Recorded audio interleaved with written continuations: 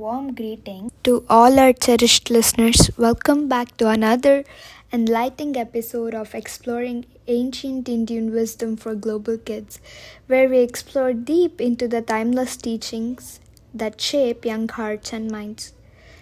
I'm your host, Bhavani Desai, and I am honored to guide you on this transformative journey. So, today we have a privilege of welcoming a respected guest, the esteemed Guru Pashupati, whose wisdom illuminates our path as we unravel the sacred tapestry of Indian traditions. But before we embark on this profound exploration, let us take a moment to reflect on the invaluable insights shared in our inaugural episode, where we discovered the treasures hidden within the ancient stories of India. Now, as we immerse ourselves in the vibrant tapestry of episode 2, connecting through traditions, festivals, and rituals, let us embrace the joyous melodies and colorful celebrations that bind us together as one global family. But first, a humble request to all our listeners. Do subscribe to our YouTube channel to experience the visual magnificence of Indian culture firsthand. Your support fuels our mission to spread the light of wisdom far and wide. So, without further delay, let us kindle the flames of knowledge and embark on this chanting voyage of discovery.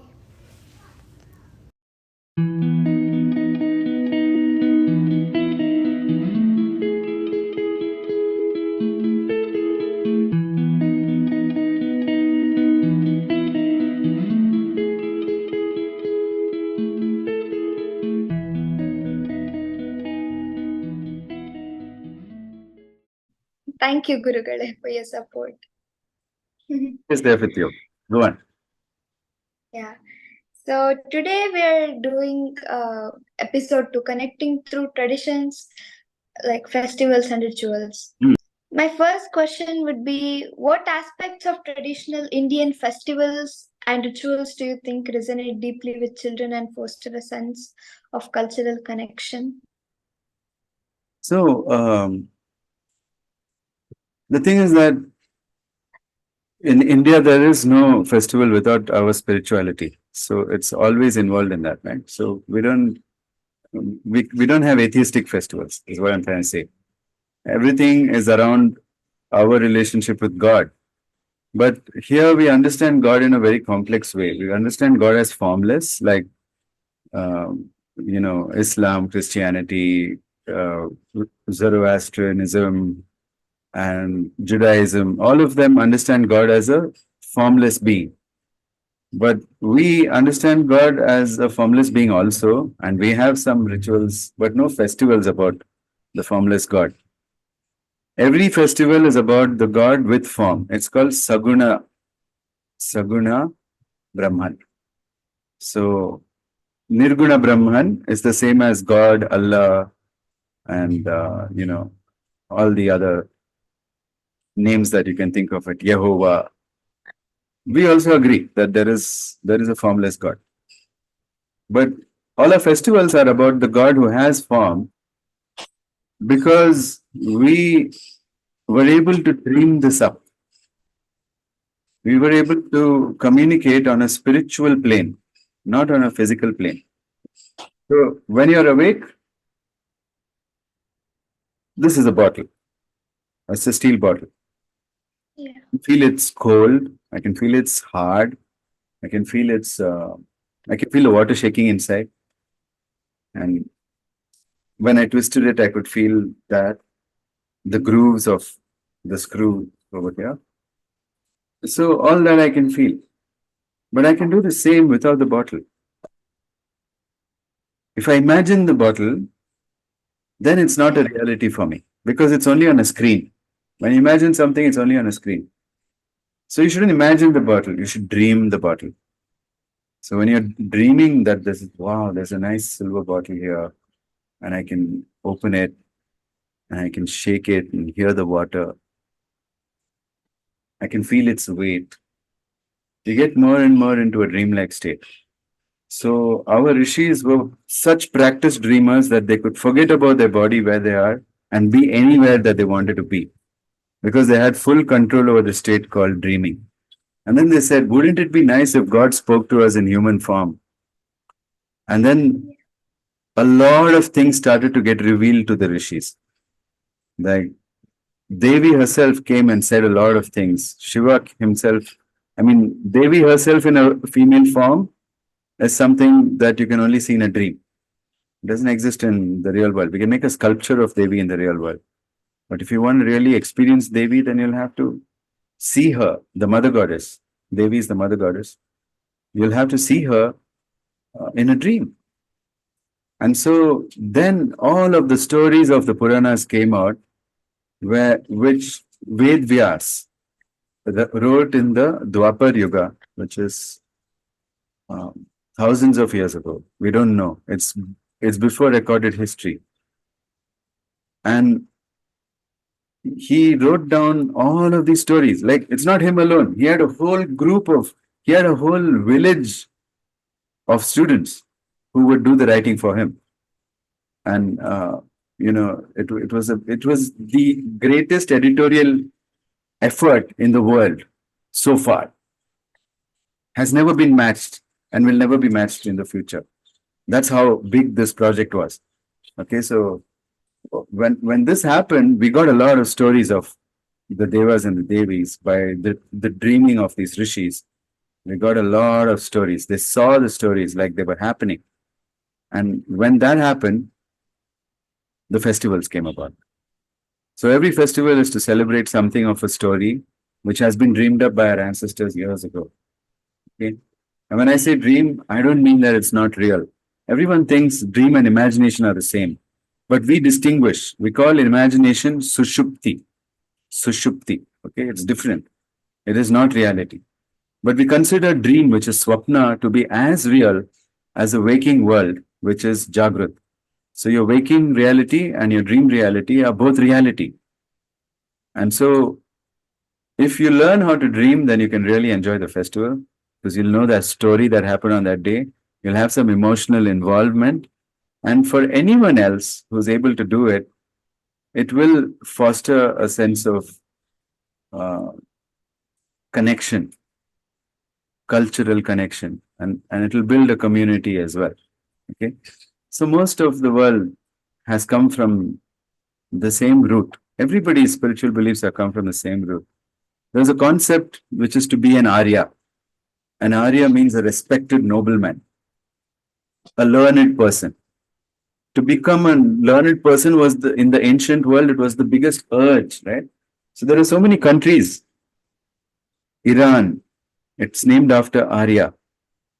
Iraq is named after Arya. Ireland, also Aryan. So we can see that our culture was not just Indian, it was global. At one point, which is why it's called Sanatan Dharma. So when everybody comes down to their roots, they find that they also have these dreaming, they have rituals to dream, different ways, and they have different legends, which were not ever documented like the way it was in India.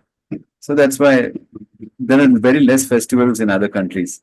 But because we have so many stories, we have so many festivals, there's almost a festival every week. There are at least 50 festivals in India in a year. You know? So I think that knowing the story behind the festival is very important for you to emotionally connect to the festival and be able to dream up a new beginning. For example, like we have New Year coming up, which is a festival. But there are so many legends. The planets are not just planets for us. We know so many stories about the sun, what he did, who was his wife, how did he meet her, everything we know. About the moon, we know how the moon misbehaved, all sorts of stuff that he did, all the wrong things. Then we know about Jupiter, we know about Saturn, we know about even the smaller planets. Like there are legends about Neptune, Pluto, Mercury, and all of this. We knew that the Sirius is not just one star. That was found out recently in the 1980s that the Sirius is a twin star system. but we always called it the Ashwin twins. Serious. So our relationship, everything is legend and dream. When you look in the night sky, an Indian will see a dream. I mean, the one who knows his culture, he or she will see a dream when they look up in the night sky. When we celebrate our festival, we are dreaming. We are doing Ganesh Chaturthi, installing Ganesh outside. We know all his stories. We're dreaming along with him as we do his worship. So every festival has worship. There's not a single Indian festival without worship. Okay, and I think getting into the depth of it is what people need to do. I hope I answered your question. Yeah, yeah. So, in adapting ancient Indian traditions, are there any specific elements that you believe should be preserved to maintain their authenticity? Well, authenticity, there's nothing like that because it varies from region to region. The way I would worship someone in Mysore, the way I would worship or conduct a festival here in Mysore is very different from how they would do it in, let's say, Chhattisgarh or Yeah. maybe Jammu. They worship it in a very, they celebrate the same festival in a very different way. So right now, Shivratri is coming up. Just go to Wikipedia and see in how many ways people celebrate Shivratri. How it's different in Nepal, how it's different in Kashmir, how it's different in, I mean, they even have a different name for it in Nepal and Kashmir. You know, Yeah. it was Har Ratri became He Ratri. Shivratri, Har Ratri, then became He Ratri, and now it's Herat. They call it Herat. Would you know that Herat is Shivratri? No, but it's the same legend. What happened? We all agree. But how to celebrate it? You have your freedom. Okay, so there's nothing called authenticity. You be authentic to your culture. Now you are from Karnataka. There's such a big difference between North Karnataka and us here in Mysore. The language we speak is completely different, and the way Yeah. the food we eat is completely different. The way we dress is completely different. Everything is different over here, right? So even the festival is going to be different. Okay. But I would say that the elements to bring out authenticity are your devotion and your understanding of the story and the depth of your dreaming to be with the God. That if you could get these elements, it really doesn't matter what external rituals you do, but internally, it's a pathway for us to celebrate divine presence in our lives. That's all. And if you're doing that, it's authentic. Don't worry. Yeah. How can families from diverse cultural backgrounds incorporate elements of traditional Indian festivals into their celebrations? Yeah, I mean, why not? Because Indian festivals are great. Yeah. Like if you want to wear new clothes, Indian clothes for Diwali, at least try to find out why are Indians so crazy about Diwali. Why do we? What's the reason? And you can check it up online. You can ask an Indian friend, and you'll have fun. You'll understand. Wow, there is a purpose for everything. We celebrate each and every festival, and we ask God for specific things, and we say, this is the kind of seva that I'm going to do in the world. This is the kind of service I'm going to do in the world when I get this from you. That's the dialogue and the conversation that we have with uh, the divine. So I think it's important to learn. And then there are marks and customs, and we are not touchy.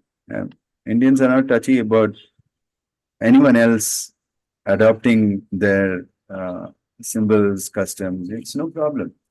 Like even Hitler was using the swastika, and we're not bothered because he was using it the wrong way. It was he didn't even know how it was, how it's supposed to be. It's supposed to be clockwise. He was using it anti-clockwise. You know, and so there are lots of stuff like that, and it's really not a problem. But please don't dishonor our gods, because I saw something very disturbing for me. Somebody has made a toilet seat cover with Lord Ganesh on it. So that's like just outright disrespect. So don't do that. Right? But as long as you're respectful, there's a lot of Indian stuff which you can incorporate no matter who you are. starting from knowing what are the parts of the mind to learning meditation properly, learning how to dream, building a spiritual connection. These are all the elements that anyone can adapt, irrespective of what religion they follow, or irrespective of what cultural background they have. I mean, except, uh, even if you're atheistic, okay, no, I wouldn't say except because there is Charvaka philosophy in India, which is a completely atheistic philosophy. But even that goes into a proper depth and understands things and does believe in some kind of order in the world. It's not just some random thing. But they say that's not the hand of God. That's not proof of the hand of God.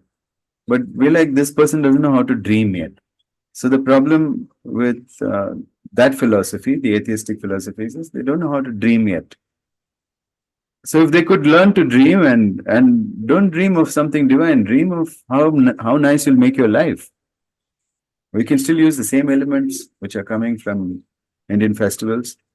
So there's some fundamental stuff here for everyone to learn, and that's what you should learn. Okay, and feel free to connect with Ganesh. Feel free to connect with Shiva, even if you don't know the stories. Just connect with the forms, and you see, wow, right behind you is Pashupati or Kalagni Rudra. He has 5 heads, right? Yeah. No, nobody knows what this is. And then Devi is sitting on his lap. That means there's a value for Devi as well, Shakti, and a primary importance. She's sitting right there. Now look at his heads, and you'll see that there are 5 heads. One is behind, you can't see it. So there are 4, right? And Yeah. each direction is 1 head, and then upward direction is another head. So what does all this mean? The one on top is Ishana.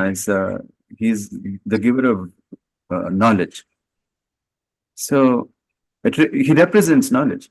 It's knowledge in human form. That's the head on top. And then, the front facing head would be, I think, I'm not sure of the directions, I don't remember now. But the front facing head should be Tatpurusha, if I'm not mistaken, because that's your self image. It's really self image in human form. So, what do you mean by self image? We call it Swamurti. Now, you'll only do as good as your self image because inside we have a boundary for ourselves, what we can and cannot do. And we only work within that boundary. We can't work outside of that boundary. So, even if you don't know to do something, if somehow your mental boundary is like, I can learn it, that's within my limits, I'm able to do it, I'm going to be able to do it, then you can do it. So, that is Tatpurusha, who represents the boundary. So I'm trying to tell you now how profound even one simple calendar art behind your head is, if you're an Indian. And then there is Vamadeva, who's on the left, and he is, the art of warfare and the art of strategy, the art of playing dirty also, and winning anything. It's basically competition, any kind of competitive work or any kind of destructive work. You can talk to Vamdeva. And if you develop this relationship to dream and to be able to talk to him, you'll receive that knowledge. You don't need any mantras, you don't need anything else. You have to know what is what. Okay. And you need to know the meanings of stuff. So then on the other side is Sajjota. And Sajjota, you can think about Sajjota as the opposite of Vamdeva, it's like community building. You know,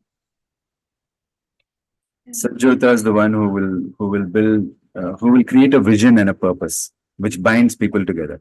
So if you don't have a vision or a purpose, you should pray to Sajjota and say, please give me some direction and some purpose. And then you dream him up and then he'll say something and then suddenly understand what you're doing. And it's so easy to get a sense of purpose. You need to connect to a divine consciousness. Then it happens. You get your sense of purpose. People struggle with this. They've done years of education and they don't have a sense of purpose. They don't know why they're doing things other than just the simple reasons of I want to survive and be comfortable. Everything is about comfort. They're really not having any purpose because those who have perfect purpose like me will undergo a lot of discomfort. We don't want the easy life. We want a hard life so that we have purpose. Okay. So purpose is a gift that turns you into a weapon uh, and of achievement. So if anybody doesn't have purpose, they can't have ambition as well. None of these feelings are there. They don't get out of bed jumping, saying, oh, wow, another day to do my purpose on this earth. You got to feel like that. Otherwise, you can't jump out of bed. I'm out of bed at 3:30 in the morning because of the blessings of Sajjota. Okay. And then there's Ishana over, Ishana, Sajjota, Aghora. There's Aghora in the back. The face you can't see is a face called Aghora. Aghora gives you moksha from this world. Okay? Which means he liberates you from all attachment to this world. Yeah. That means you can't be forced to do anything because you will only do it if it's right. Otherwise, you won't do. So, Aghora helps you to be a fair and good human being. There's so much in that one picture behind you. So much story, right? Yeah. It's fascinating. You can go into so many details. Then I could zoom in and then talk about why he's wearing a Rudraksh, why does he have a Trishul, why does he have that. You can just go on and on. And it's all in the Puranas, it's all in the story. So somebody who's knowledgeable will be able to teach you all this. And I think it's nice to be curious about these ancient ways of living and compare it with our shallow modern way of living, where we just don't have any divine connection, no superpowers. It's a sad life.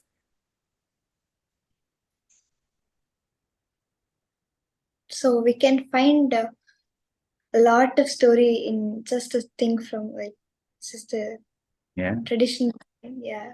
From that poster behind But you. yeah, even a small art can give us a big story. Yep. Yeah. So can you share insights on how exposure to different cultural traditions positively influences the mindset of children? Like this, like what I did with you right now. Yeah. How do you feel? Like, how do you think you look at that poster now?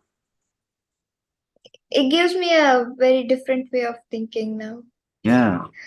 Yeah. And if you rewind what I said when you get the recording and you listen to it carefully, maybe like, wow, Mhm. I can sort out my whole life with just a connection to this one God. Yeah. Yeah. So that way it makes a huge impact in the way we do things. Like a truly spiritual Indian person, the way they do things, they're happy. They're truly happy. I see common people, they don't have money, they're like they might be in miserable conditions, but still they're happy. Yeah. They're not complaining. So we face hardships in India and we don't complain. We're like, that's our karma. We'll undergo it and that's okay. We're not scared. So this is a nice attitude to learn where, you don't feel entitled to results. You say, I really want to understand the base of the base, the root of the root. I can see that I have a dream consciousness. I can see that I have a waking consciousness. How can I use these two to work together? This is something that we can all ask ourselves. But the Yeah. more we become materialistic and we feel that spirituality has nothing to do with earning a living, for example, or getting married, for example. We feel that with all these worldly things, there's no need for spirituality. In that spirituality is when you leave, you finish with everything and then you go to the forest and then you be spiritual when you're 85. It doesn't work like that. You have to be spiritual even when you're a kid. And Yeah. that's when things become easy for you. And that's when facing failure becomes easy, facing rejection becomes easy. Because of your deep spiritual connection. So you can talk to Devi and say, look what happened, why did this happen? Somebody has a big disappointment. Whatever they were expecting didn't happen, okay? So what do? Like they can go to Devi and say, look what happened here. And people do this in the temple. They go to the temple and they ask Devi, like, why did you do this to me? And then they suddenly come out looking peaceful.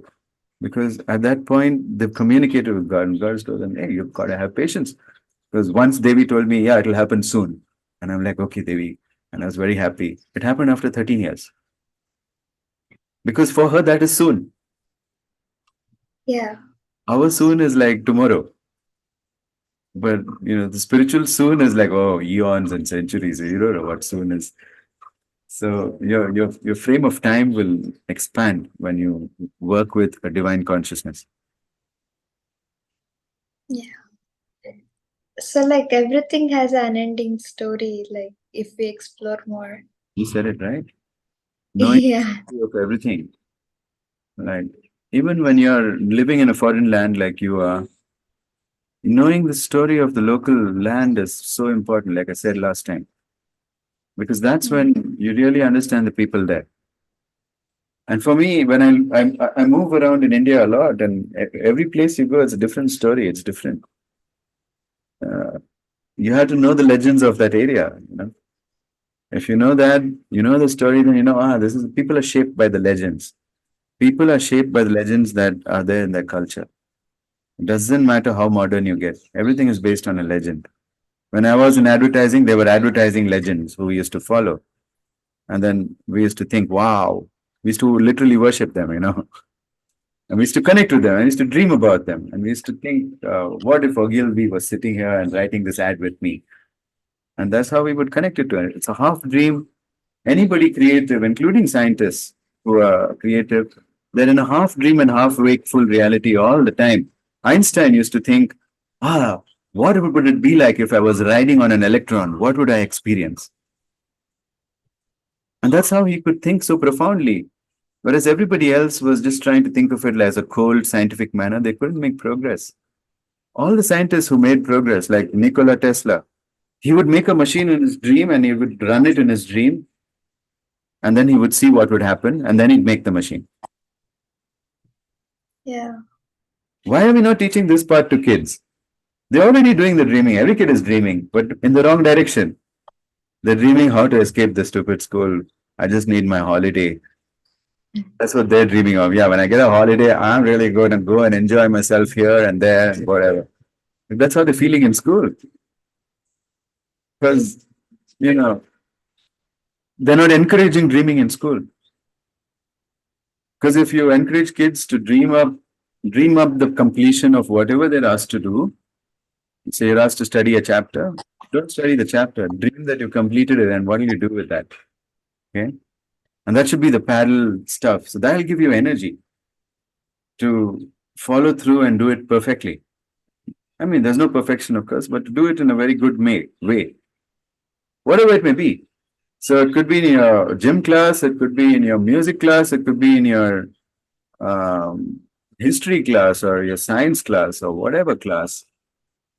We need to make kids dream before we teach them, and that's when they don't lose dreaming because they already got it. Kids are expert dreamers, but we need to encourage it. We need to support it as adults, and I support it. I support all the kids who are in my life. I make them dream a lot, and they're Yeah. happy because of it. So when I try to pray in front of God, like I try to bring a picture of the God in front of my eyes. But when I try to do that, like if for example I'm praying to Lord Ram, Hmm. and like the I've seen that Ramanand Sagar's Ramayana, and that picture comes to my mind. I feel like I don't want this one. I want to imagine something like Yeah. So you read about Ram. You read Ram yeah. Raksha Stotram, Mhm. and you will get a description of Ram there. How he is, how is Ajanu Bhavu, how he's standing. It's not like Ramanand Sagar. So Yeah. that's why we need the scripture to get and the scriptures don't give you all the details. They leave a lot to the imagination. They don't describe everything. They describe a few things, but the rest of it also you will dream it up.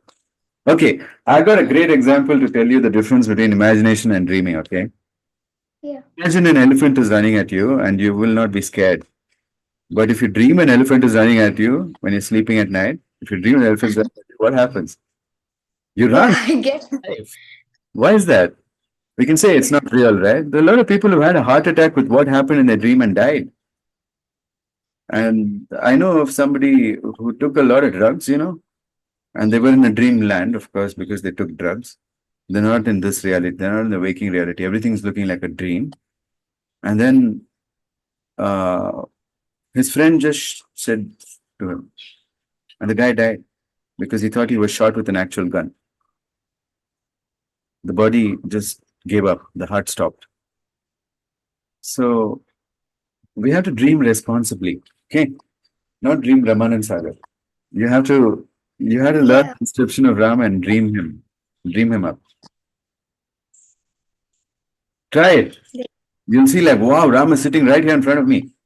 I can ask him anything, and he's so beautiful. He doesn't look like that serial. I tried that like sometimes when I pray to God, it's like whatever I see in TV or whatever it comes to my mind. I'm like I'm trying to avoid it, but it's still coming to. That's okay. You just need scripture. Like once you read Ram Raksha Stotram, don't read the whole Stotram. Just read the Dhyanam part. Okay, and then go to a Sanskrit dictionary and translate it. You know most of the grammar because you know Kannada already, right? You know Yeah, Sanskrit also. You speak a yeah, lot of I, Sanskrit. yeah, I learned. You understand the grammar, you just need to know the words. So you look up in an online Sanskrit dictionary like learnsanskrit.cc is a, is a good one. Which, yeah, something like that. I use that all the time. So that one, if you look up the meanings of the words, then you see, wow, Ajanu Bahu, what does that mean? That means his arms are as strong as an elephant. And Ajanu Bahu's arms come all the way down to his knees. That means it's one towering human being. Ram is not like some weakling. It's a thunderous, Yeah, he's a thunderous god, no? Vishnu is like that. Very, very physically strong. And he might not fit in your room. You're like, Ram, can you make yourself small enough to fit in my room? And then he might fit in your room.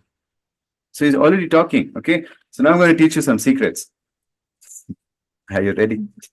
Mantra, yeah, Bija mantras are sound seeds to create the dream of Ram. For example, Ram itself is a Bij mantra, Ram Nam.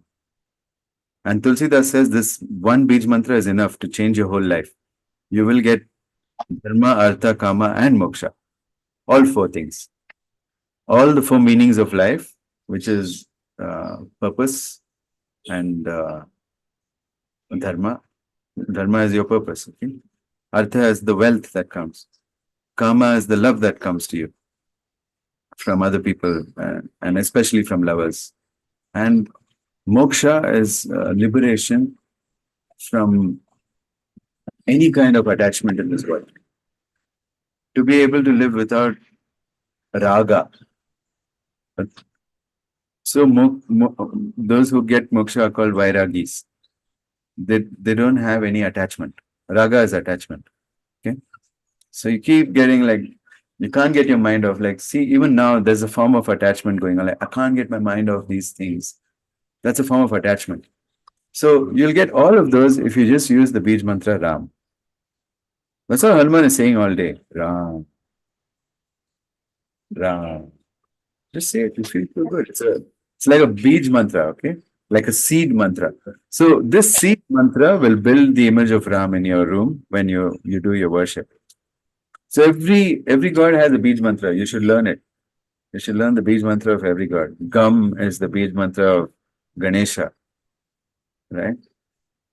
Ha is the Bij mantra of Shiva. And Devi's Bij mantra is Shreem, right? And Ram is also the Bij mantra for Vishnu, Krishna, everybody. For yeah, Krishna, it's cream actually. Kali and Krishna have the same Bij mantra, cream. Yeah. And so there are different Bij mantras. There is Kama Bija, which is clean. There is uh, Vidya Bija, which is Aim. There are all of these mantras. What do they mean? They're like seed. It's like a seed that it's one single syllable. And with that one single syllable, you can dream up the whole deity. So that's the secret. Now, when you've dreamt up the whole deity, here's what you should never forget to do: offer water to them because you've invited them. That's called avahana. Dreaming up the deity is called avahana. But when they come, you should offer them arghya. Why do you give this water? You say, please, this isn't my offering to you. When a guest comes to your house, you offer water, right? Same thing. Okay. But water has a very special element. It can get charged. There are four states of water: solid, liquid, gas, and electric. The electric state is called cloud. So if your water becomes partially a cloud also, it will be charged with electricity. And if you drink that water, you will get charged up with electricity. So that's why they offer tirtha and all the temples. When you drink it, you feel charged up. Even a few drops. Okay. So that's why we offer the water. That's the second thing to do. And then you have a conversation.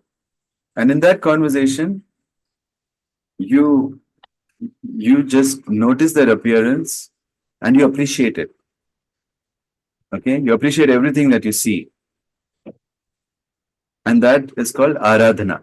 Okay.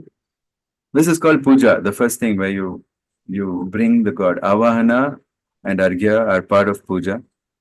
Puja is also few other things like offering flowers. All the five elements are offered to God.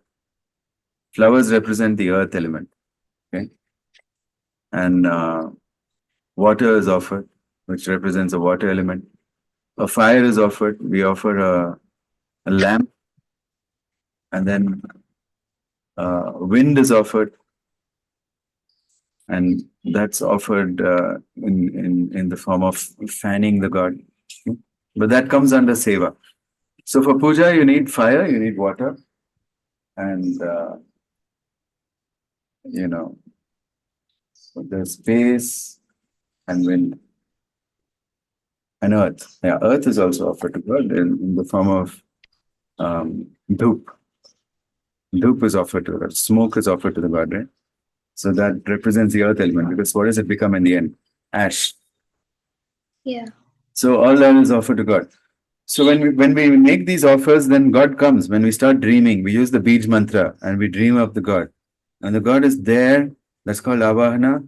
Then we offer water. And then we do seva. Seva is the wind. If you give wind to God, that wind spreads through your whole house. So you can use a fan of any type and fan. So that's why you see the Sikhs doing always fanning their holy book. Have you noticed?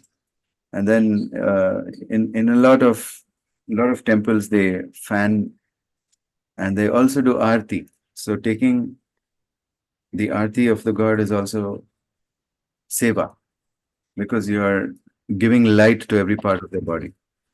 Okay, abhisheka is seva, washing the god with various delicious things like honey and ghee and curd and milk and all of those kind of things. That's all seva, okay? And later when you consume those, it is prasad. Whatever you wash the god with, if you eat it, it's charged up. The water in it got charged up. Because if the avahana was properly done, you can tell the difference in taste between some yogurt that you have in your fridge and the yogurt offered to God. There's a big difference in taste. Anybody with taste buds can see. Okay? If it's done well, if there's no difference in taste, then the avahana was not done. The God hasn't come. So there's ways to check whether God is there or not. Okay? With your senses, you can sense, you can dream up God. So that's what it is. Once you do the seva, and during the conversation that you're having called aradhana, you tell God what problems you're going through. And you say, listen, I'm really struggling with this one. I could use your help here. And then he says, okay. And you just feel a little happiness. You still don't know the solution, but you feel happy that, you got it off your chest. And the solution is coming. Because Devi soon could be like 7 years, 10 years, 13 years, whatever. But when she promises, she'll give you. You just have to wait.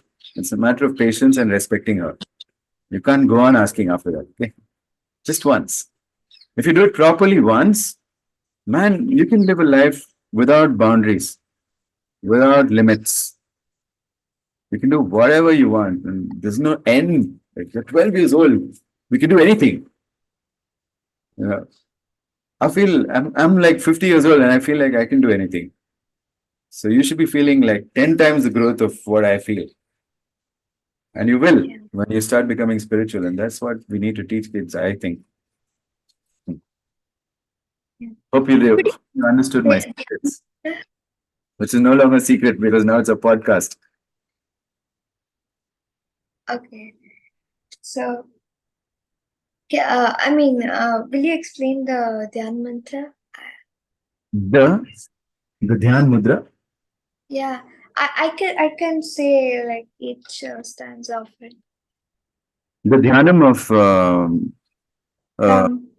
Ram Raksha Stotram. Yeah, go ahead. Yeah. Read it. Read it. So it's Devata Anushtu Chandaha Ah, Sita Shaktihi Shriman Hanuman Tilakam. Kilak. Hmm. Yeah. Shri Ramachandra Prityarthe Rama Raksha Stotra Jape Viniyogah. This is Viniyoga. This is not the Dhyanam. The Dhyanam comes next. Yeah. Dhyanam. Okay. Dhyaye da Janubahum Ah. Dhrita Dhyayet Dhrit. Ajanubahu means I meditate on, I dream of the Ajanubahu. Ajanubahu is somebody with like really huge hands, so much strength like an elephant. Aja means elephant. Okay. Elephant strength hands, which come all the way up to your knees when he stands. Okay. Dhyayet Ajanubahu, then Dhrita Sharadhanusham. Dhrita Shara Dhanusham means he's holding arrows and a bow. But he's holding it like a warrior, okay? Dhrita means to hold with intention. Okay. Yeah. Then Baddha Padmasanastham. Baddha Padmasana. So it is the Padmasan. He's seated like this, in Yeah. Padmasana. Don't know if yeah. I will try to Lotus lotus Pose. pose. You know, right? One leg on the other. It's closed. It's locked. Yeah, it's Yeah. Padmasana. So you know Padmasana. Good. Yeah. Pitam Vasanam. So he has yellow colored clothes.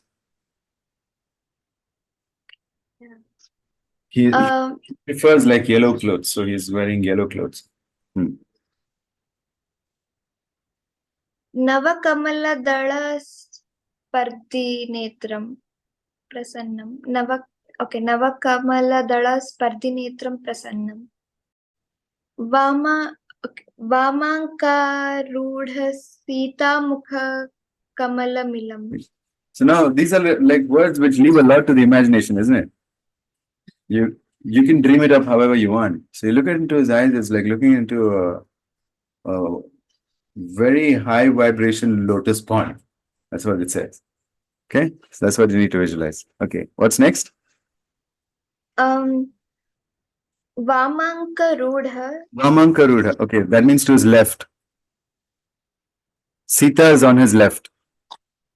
Sita Mukha Ah. Kamalamilam. Neeradabham. That means her face is like a lotus itself, blooming lotus. It doesn't mean Nana. it's like a blooming lotus. It means it's as beautiful as a blooming lotus. Yeah. Understand? Okay. Nana Alankara Deeptam. She has a lot of jewelry. Yeah. Hmm. Dadhatam Murujata Mandalam. Dadhata Murujata Mandalam. That means his hair is in Jetas, okay? Like Shiva. Yeah. You know what? This is a Jeta. See, your hair just joins together. Yeah. Shikhi.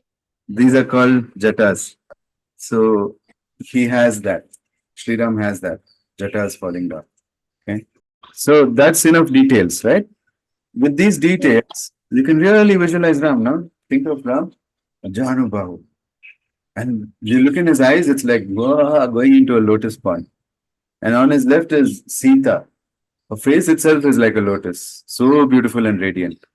And she has lots of jewelry. And then you say that you see that Ram has these Jetas also. And you take a closer look at him. He's also dark skinned and he's wearing yellow clothes. He's not wearing fancy clothes, jewelry and all that. He doesn't need it. But Sita is wearing it to display who she is, right? The goddess of wealth. She's Lakshmi herself, so she can't be plain. Yeah. And Ram has bow and arrow with him. He's standing with bow and arrow. He's like a warrior. So this is how you visualize Ram and Sita. But don't visualize because it'll be on a flat screen. You dream it like you were there. Means you should smell the smell from their skin. You should your mouth should water from just being there, from the deliciousness of the sight, and your eyes should. My eyes fill up with tears when I start dhyanam. I just feel like wow, I'm so grateful and I'm so uh, blessed to have this vision, and I'm in this dream. And if I reach my hand out, I can touch him. He would put his hand out too. But his hand is huge. I can probably touch his nail. His nail will be so much. His nail will be as big as my palm. I can probably touch his nail. And that bow is a special bow. Uh, it's called Gandiva, this bow. It is so powerful it cut off Vishnu's head, the bow by mistake. That's another story, but you know, and the arrows, they're all made out of the sun. So when Vishwakarma's daughter Sanjana married the sun, he had to leave like 7/8. He could keep only 1/8 of his power, and he had to let the rest of it of his heat, and he had to let the rest of that heat and light fall to earth. But Vishwakarma collected it all, and he made weapons for the gods from it.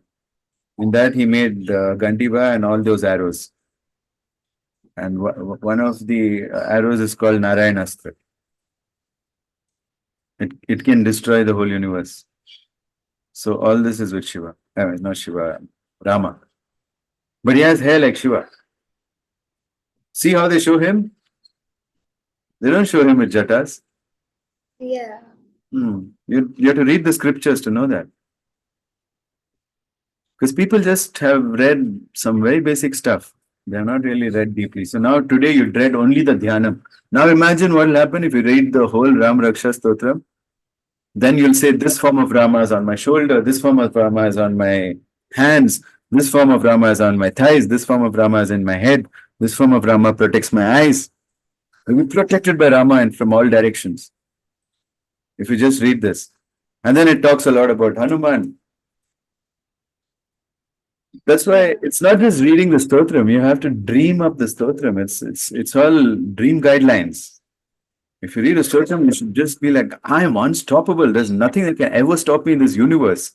That's how you feel. Yeah, I remember that in my school, like last year, they taught us Valmiki Ramayana, the shlokas. Hmm. Yeah, so I remember my teacher explaining some of those shlokas, like how Rama was. Yeah. That's great for dreaming, isn't it? Yeah. We need that. We need that scriptural knowledge. That's when you can dream how it's been prescribed. When you read an adaptation, you will dream like how that person understood it. You will not be, the scriptures leave you free to make your own dream. There's enough room for you to play around in this, right? Hasn't described anything more about Ram. It's like he's sitting in Padmasana. He's not standing. Sita is seated next to him. And if Yeah, you like from in Sagar, he's always standing. Ram is always standing. Yeah. like in that it's from the 8th sloka, like Ikshvako Amsha Prabho Ramo Nama Janeshwataha It's another Niyatma dream. Maha It's a different dream. Himanti. Yeah. Yes. But you It dream Raksha Stotram. You start with that and you learn the Ram Kavach. It's there in that only. If you learn Ram Kavach, then you can dream up Ram in different parts of your body. He's protecting it. And that will fill you up with energy. In 2 seconds, then all the techniques which you can learn on the internet of how to breathe with energy, how to fill prana into your that and this. One Ram Kavach and you'll be like, yeah, okay, I don't need all that much of yoga. I'm feeling good. I've got the energy now. Otherwise, Mula Bandha and that Bandha and this Bandha, the more atheistic you make it, the harder it gets. Yeah. Mm. So, are there any interactive activities or games inspired by Indian festivals that can engage and educate children about cultural diversity? Well, there are games associated with many festivals like Pongal, where they have some really violent games. They race bulls in the you know, the marshy Yeah. land. Yeah, but that's not definitely not for kids. But what kids can do is something like Shankranti kite flying. That's something which is a very cool game, and it's fun, it's competitive, and a game should be have a lot of difficulty also. It shouldn't be that easy also, because the kids got to learn something. Now they do some really crazy games in Janmashtami in Maharashtra. They make pyramids, and kids are involved in that.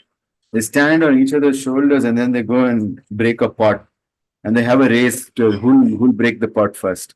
So there's two opposite teams building these human pyramids, but you have to train for all that. Okay, I think kite flying is something kids can do easy on Shankranti.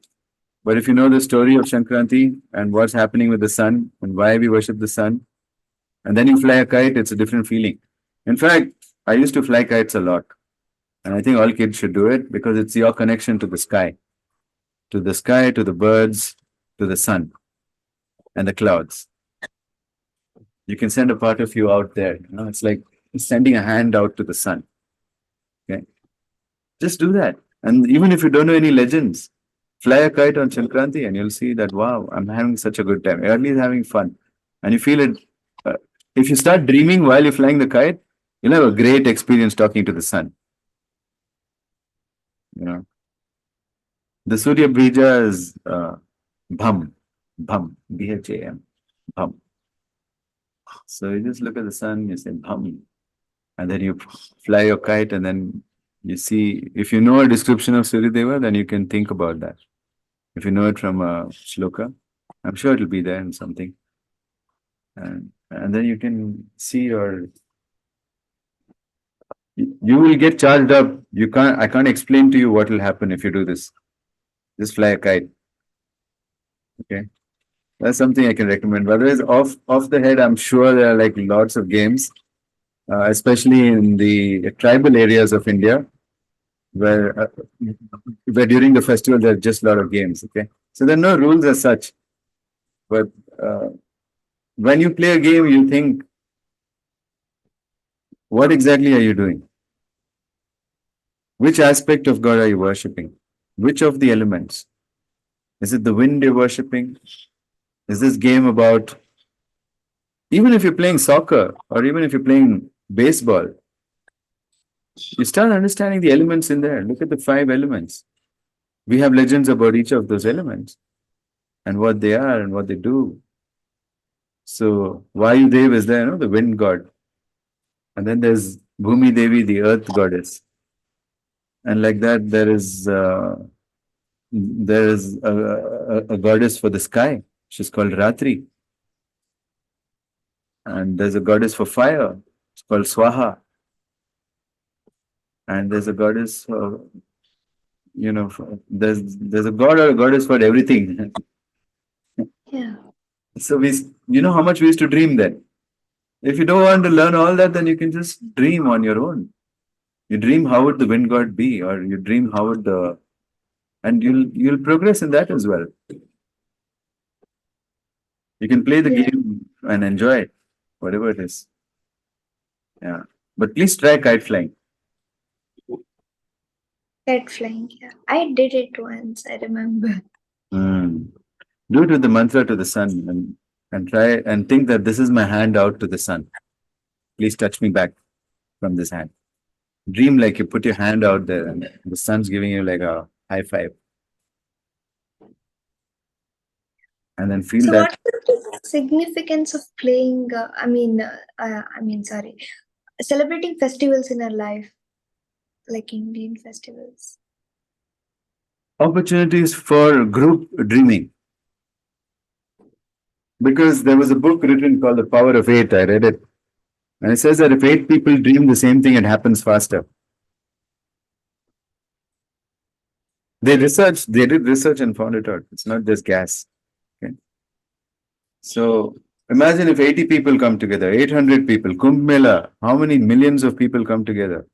They're all dreaming of Mahakal if it's in Ujjain. If it's in Varanasi, then they're all dreaming of Kal Bhairav. So it's quite incredible the kind of energy in such places where people come together to celebrate something. Okay. And that's why, and it fosters a sense of community, don't you think? Like, you know, everyone has come there, you care about everyone who's come there. It's great. And we need that. We need to know that our community has our back. And that's why we need festivals. It's not some waste of time and you know how people go on about why do we have to do we waste so many liters of milk on Shiva on Mahashivratri? Can't we just donate all that milk to orphans who need it? You know, they have these arguments, but they don't see what good is happening from this whole festival. They have no idea. They just assume that nothing good is happening here, which is not fair. Because a lot of good is happening. I just want people to be fair. That's all. So, how do you envision the role of technology in preserving and sharing traditional Indian festival experiences with global kids? Look, technology is advancing in a very rapid state, okay? Like Yeah. you can now type out something on a website called Sora. You could just type a description and it would make a video for you with the exact description. So if people can dream, they can make technology to make their dream real. I mean, make their dream visible to others. So it's very, very useful for what festivals are about. Festivals are about what? Group dreaming. And technology can help us to all dream the same thing. Yeah. It's very useful for that. And it's also useful to connect people, don't you think? I think even a simple WhatsApp groups that people have in India, and I'm in a WhatsApp group for Mahalakshmi, who's my family deity, Kolhapur Mahalakshmi. I'm in the Yeah. puja every day because they send me a video of the puja every day. Isn't it great? I wake up in the morning and I wait for this video. It comes around 5 o'clock in the morning after the puja is over. I get a video from them and I get a photo from them. Even that WhatsApp group is technology. Without it, I would have to go all the way to Kolhapur for that dream. But now she comes to me every day. Isn't it great? So yeah, I Yeah. think if you use technology positively, it's a great thing. Yeah. Be careful about it because in the same channel, garbage can also spread. Yeah. Yeah. So we get the photo of the Tulsa Bhavani every day. Really? Yeah. Yeah. Wow. We should exchange. I'll send you Kolhapur Mahalakshmi's and you send me. Yeah, sure, sure. Yeah. Uh, So, what impact do you think learning about diverse cultural traditions, including like those from India, can have like on a child's perspective on inclusivity or and tolerance? yeah. I think inclusivity and tolerance comes when you start understanding things deeply, when you start understanding others deeply. And I told you, people are shaped by the legends on which they were brought up. That's how they are. So I think that's why I keep insisting, that you should learn everything about not only the culture you're in, but even their ancient whom they call natives. I think we should just call them natives because it's wrong to say native Indians, native Americans. They are the natives, and everybody else is an import. So we should respect the natives' culture as well, and we should respect also the culture where now you are in a Western place. You have to respect the Western culture by understanding the legends that made that possible. So for the Western culture, most of the legends are human beings, people who built that culture, starting from the scientists all the way to the religious people who are there in that area, people who awakened in that place, the poets, the writers, the spiritual people. There have been so many spiritual people whose Yeah. tradition that Americans follow today. And you need to know about these legends. Okay, so don't be ignorant. My teacher made me practice and follow every religion. That fostered tolerance, learning other people's legends, exchanging your legends with them. That fosters tolerance. Not completely removing the conversation of spirituality, which is what a lot of countries are now doing. In the name of liberalism, they're completely removing spirituality out of the conversation. They're not having exchanges. How did India grow this rich diversity of spiritual traditions? Because we used to talk and debate and be tolerant and understand each other's point of view. I think that's how you get great. So America's already got it. It's got such a mix of people. You just need to talk to each other. You need to Yeah. connect. You need to connect about legends. You need to connect about stories, and you need to read, and you need to know their stories. You need to know which stories made them who they are. I think the bare minimum you should know about a person. Oh, where are you from? You're from India. Okay, that's it. No, there's more. Where are you? You're from here? Oh, okay, great. Finished. What does from here mean? What do you think the legends that they've heard when they were growing up? You should ask. You should know. You should learn to bring conversations about this. Just get the stories from kids. They don't have stories, tell them your own. And see, wow, now I'm really understanding the people here. Hmm. You should love people, okay? If you love people, then you want to know their stories, you want to know what made them, you want to know what they dream of, right? If you don't know what people dream of, you don't know them. I have this one Bihari friend. She's like, she keeps saying, "Oh, we had this one festival now. Did you celebrate it?" I'm like, "We don't celebrate it. I don't know about it. Could You you should please find out tell me?" about it. Yeah, very Yeah, good. That's great. yeah. Which festival? Last day she was talking about Saraswati Puja. I was like, I don't know what is that. Like she said we celebrated uh as a like a big festival. And I was like, I don't know what festival it is. So Yeah, could you even I don't know. That's great. That's how you can find out more. So now that you know more about who she is and how she dreams. It's not Yeah. just festival, you'll see when you ask her, what do you dream of doing in your life? It'll be inspired by all the legends that she's heard. If you ask anyone, what do you dream of doing in your life? It's inspired by the legend that even people with no dreams and no purpose, it's because they don't have legends. They don't have stories. That's why no purpose. No Yeah. stories makes you, it's like having no food. You'll be weak. No food for the mind. The mind is starving without Yeah. stories. You keep your body well fed, you have to keep your mind well fed with the right stories. Obviously, we wouldn't eat some rotten food, no? When it's coming here, we sense it. Oh, no, no, no, this is spoiled. I can't eat it. But when rotten stuff comes into the mind, people are like, ah, and swallow it. You have to be aware what you're putting in your mind, just as much as you be aware what you're putting in your body. Nobody can see what you're putting in your mind. That's why maybe because you're like, there's a certain anonymity in what I can put into my mind. And so then that's no reason to fill it with junk, right? It's your mind. Take care of it. Can you recommend any age appropriate resources or books that introduce children to the significance of traditional Indian festivals? I don't think anything like that exists as of now.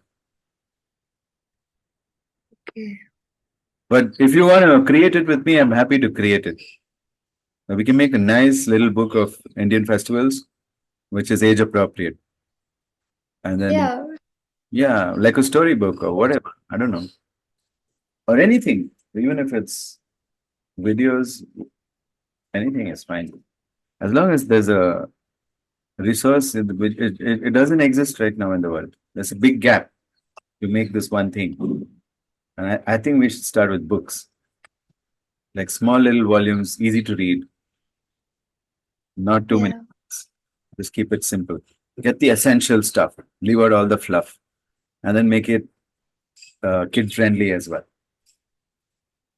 So, like that, we can think about, you can make a list of all the festivals and we can have a chapter for each Indian festival. At least the yeah. major, there might be 300 festivals in India, but we don't have to list everything.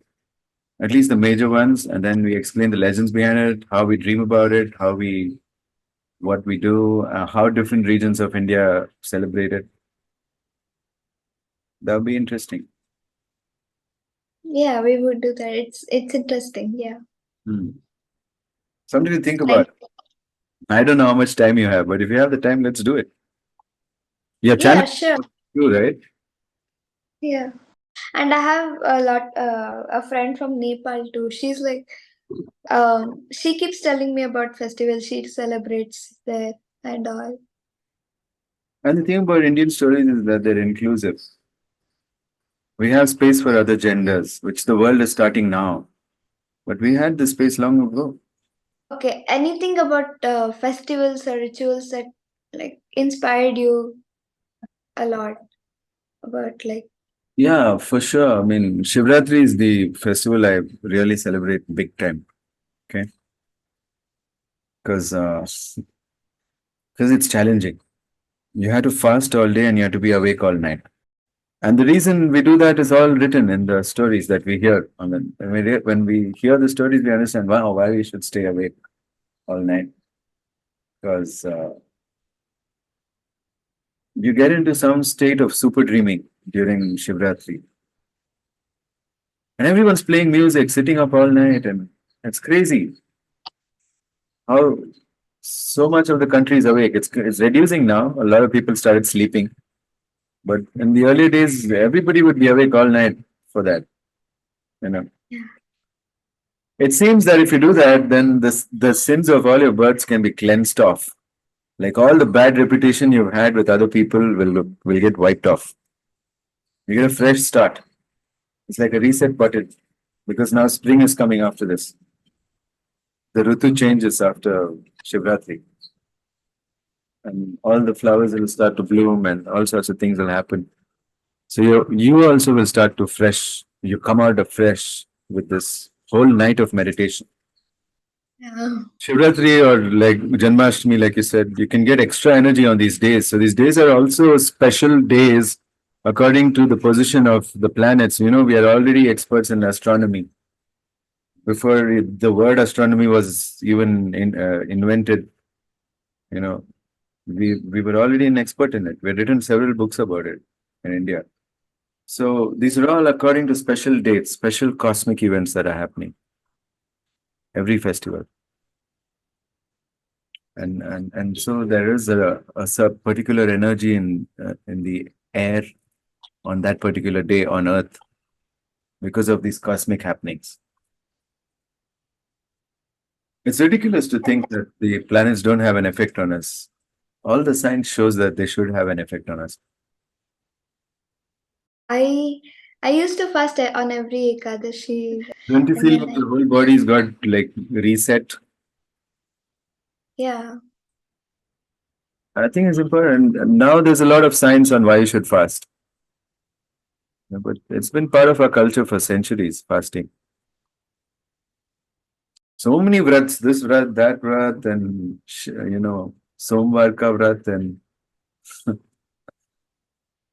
there's so much fasting Indians do. Yeah. So, how might schools and educational institutions incorporate elements of Indian festivals into their curriculum to promote cultural understanding? Well, they should incorporate every festival. If they want to be if they want to be inclusive, then they should incorporate every festival. But that's not how they become inclusive. They become inclusive by dropping everything and making everybody like colorless, tasteless, odorless gas. That's not how we should do it. So inclusivity doesn't mean, like calling Christmas holidays and saying happy holidays to be inclusive. It's the birth of Christ. Why can't you call it Christmas? Why are you calling it holidays? So I think that's not how we become inclusive.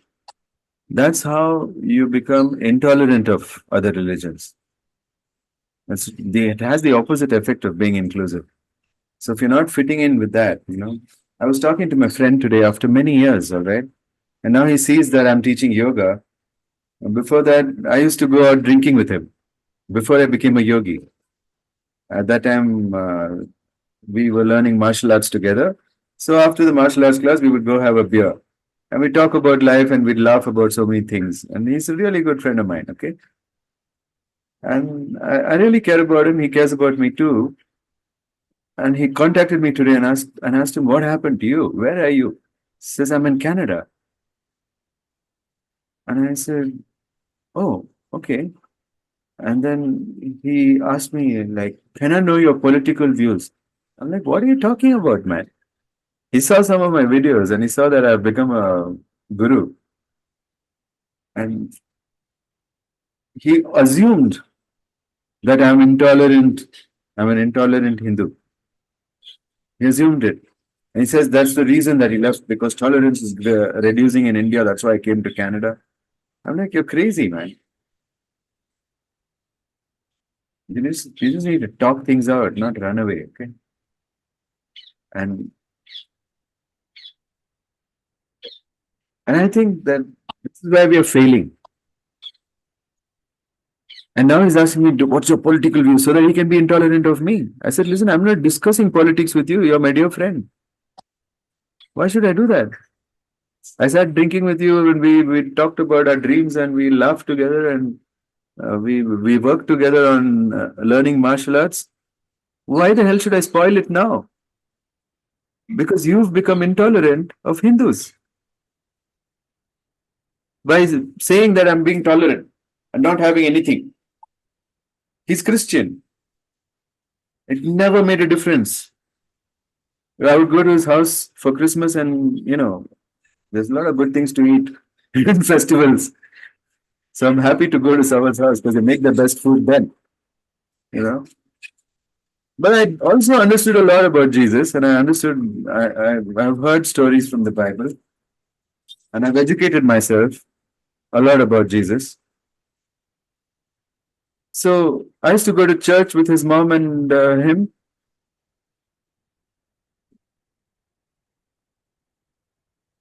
Learning different cultures. Yeah. Yeah, I mean, I've had so many Christian friends.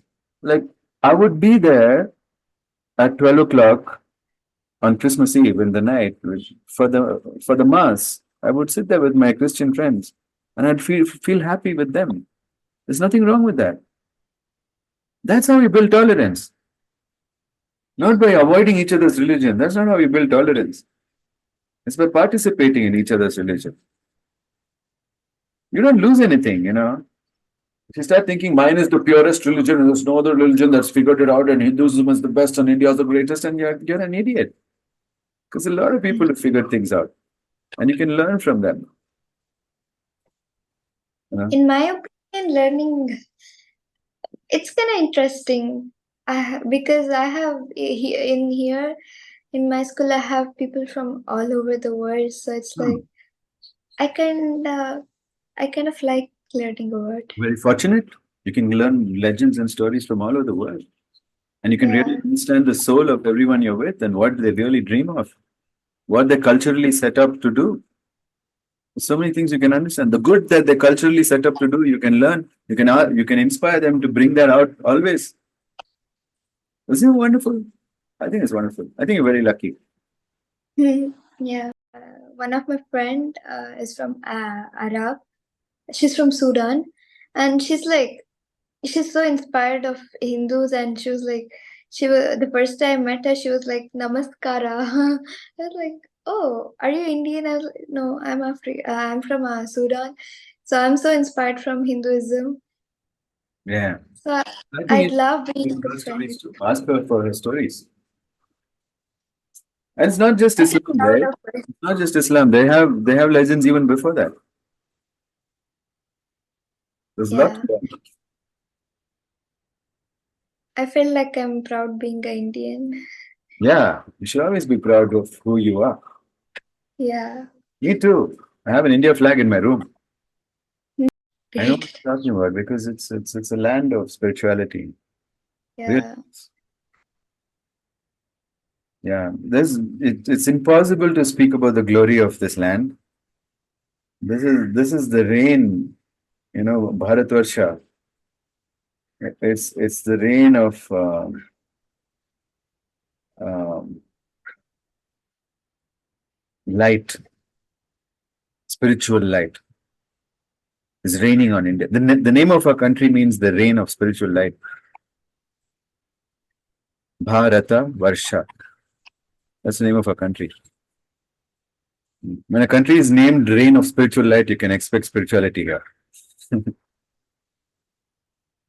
Tell me what are the elements of learning? What are the essential elements of learning? Tell me. When does someone learn versus when they don't learn? What's the difference? Do you know who's learning and who's not learning? Mhm. I It's about your self-image. If your self-image has big boundaries, even though you don't have knowledge, you'll want to fill those boundaries in. You know, when you were a kid, you had those coloring books, Mhm. right? You color within the lines and it turns colorful.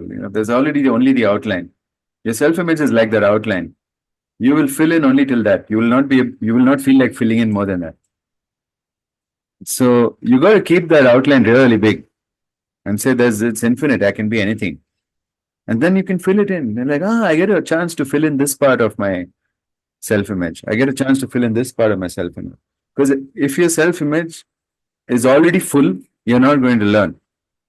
If your self-image has space for you to fill and create more about who you are, then you'll learn. That means you Yeah. have to really believe that you can do anything. If you believe you can do anything, you'll learn like crazy. You learn like there's no tomorrow. We have to be a mystery to ourselves. That's when we keep learning. Because everything we learn builds our image. Like who we are, what we can do. Who are you? What can you do in this world? Depends on your learning, it doesn't it? If you're not learned much, there's not much you can do. Yeah. So can you share a personal experience where participation in a traditional Indian festival left a lasting impression on a child? I'll have to think about myself. Yeah. Because I don't know what lasting impression has been left on other people. Uh, but for me, it was the festival called Onam, you know, Yeah. where my grandmother would buy flowers, and not one or two flowers, kgs of flowers, kilograms of flowers, like so many, about 10 kilograms of flowers. And then we would, as kids, our job would be to open and sort out the petals according to colors. Like here's the blue petals, here's the yellow petals, here's the red petals. And then she would come and draw something, a huge circle on the floor by nailing something into the ground or just sticking, or she would make me hold it. Like, don't you move now. And I would have to hold it. And she would draw a big circle because I would be holding the center and she would draw the circumference. And then with free hand, with a chalk, she would draw the pattern. just coming out of her brain. Each time different pattern. And then she would tell us which colors to fill where. And we were like lots of kids, like four of my cousins and me, because one cousin was not here. He was living abroad. And we would have to fill in all those gaps. Just why are we doing this? She said it's because Mahabali is going to visit us today. And I was like, what does he look like? Well, he's a very handsome man. And she gave me like a big description of who he is. And then, okay, but why is he so popular? I said, because nobody was sad in his kingdom. So we are happy when he's back. We ask him for advice, what to do next. And I'm like, wow, I'm going to do this every Onam. If he's coming back, I want to know a lot about him. For most people, it's only about the food. It shouldn't be about the food. The food is important too, because Mahabali is coming, we make some 30, 40 kinds of dishes. We'll never make it for ourselves, but we make it because Mahabali is coming, and then we get to eat in that feast. You know, you eat 40 different kinds of vegetarian uh, dishes during Onam. And you can't imagine that vegetarian dishes can have that much variety, and it's crazy. So this is when I started to understand every festival is a dream, you know. So that's what I understood. And I also understood how to make beauty from nature around you. And that helps me now when I install deities, when I do Abana of deity or Pran Pratishtha. Pran Pratishtha is a permanent Avahana. The deity is there permanently. So when I have several statues here, Bhairav, Kali, Shiva, all of them. I have many temples inside my house. My house is quite big. So Garuda temple I have. Okay. So in all these temples, I've done prana pratishtha of the deity, but I followed a certain principles of beauty that I learned by celebrating Onam. When you look at, when if you come to my house ever, you'll see how all these things are arranged, and there's Yeah. beauty about it. Just to visit when I come to Yeah, India. yeah, it'd be great. Come over. Yeah. Thank you. Yeah, Would you teach us any kriya helpful to study? to study. Yeah. Yeah, use the Aim bija. Aim. Vidya bija, it's called, okay? AYM, I'm Okay. like, I'm. but without the T. I'm. Yeah, that's the bija. So you Yeah. do what I do. Before you study, you dream up Saraswati. You know how she is? Sitting on a lotus with her veena, wearing No. white. She likes white a lot, and all her ornaments are white. So you dream of her, and you say the bija I am, and you dream of her. You say, please be here, Devi. I'm trying to study. Give her water and don't get distracted. Be in the dream with her. Say, you sit here till I study, okay? And make her sit there, and then you study in front of her. That's it. Nobody can stop you. Yeah. You have distraction, and you'll start topping your class. It's just this one thing, which is not some big achievement to top your class because it's just competition. If you got together with your friends and you built something, that's called learning for me. Things you do alone is not called studying, according to me. If you if you build something worthwhile with someone else, that's called learning. But that's not what they teach you in school and college. They teach you to compete against each other. But it's okay, compete. Why not? You can do well in that as well. Yeah. We don't tell to each other, but we mentally Yeah, yeah. compete. It Correct. happens. Correct. Yeah. That's not nice. That's not good thing that you learned in school. Mm. Learn to collaborate. Learn to make offers. Your work will become easy in your life if you start collaborating. If you try to do everything alone, you'll die of heart attack or something. Stress. Mm. Everyone complains of stress. I'm like, yeah, there are no people in your life who got your back and whom you can rely on. That's why you have stress. Even if you have one reliable person in your life, you won't have stress. It's really sad how we live. You Yeah. ask Saraswati to teach you. She'll give you all the knowledge. You can ask her questions. So what did I say? First do some puja, like you can just put some agarbatti or something. Light a lamp, definitely light a lamp when you're studying. It builds the atmosphere. If you lie down on your bed among a pile of your things and then you try to study, it's not going to work. If you make study into worship, then you'll be happy to study. You'll be happy to meet Saraswati every day. So let's do this chapter today. And she'll like, okay, let's read it. And then you start reading. You say, you make me understand everything, okay? And she'll say, okay. And then you'll understand. That's how I study things. Mm. This is the work we have to do to make it kid friendly and make it a good story. I just Yeah. think if you make an Indian dream book, the dream book of Indian festivals, about various visualizations people can do and various dreams they can have, I think that'd be a very valuable book. Yeah. See, like how you're Uh, asking, oh, if people got hungry like you, they'll find out. And then I have to use my brain and answer your question. yeah. And This podcast, it's interesting. I feel okay. I'm gonna listen to this again and again. yeah, And yeah. It's a foundation. We're going to do more fabulous podcasts. This is like building the basics.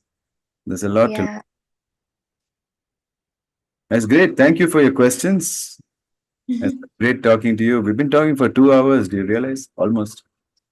Yeah. Yeah. I didn't even read. I didn't even look at the time. Yeah, It me was too. I'm like, what? It's 10:30. We started around 8:45 or something. yeah. Yeah. That's great. All right. I think we should wrap it up now because I have work to do. Yeah, yeah, sure. Thank you so much So for your time. I'll have to leave. Okay. Thank you very much. Thank you. As the echoes of tradition fade into the gentle whispers of the wind, we bid farewell to another captivating episode of Exploring Ancient Wisdom for Global Kids. Our deepest gratitude to Guru Pashupati for gracing us with his profound insights and wisdom. Remember to subscribe to our YouTube channel for a visual feast of Indian culture and wisdom that awaits you there. And fear not, dear listeners, for our journey continues in next episode, where we will explore the transformative practices of yoga and mindfulness nurturing the souls of kids. Until then, may the blessings of ancient wisdom guide your path and may the light of knowledge illuminate your hearts. Stay tuned for the next chapter in our saga of enlightenment. Thank you. Since a lot of people were asking about High-Griva Pranayama, here's how you do it.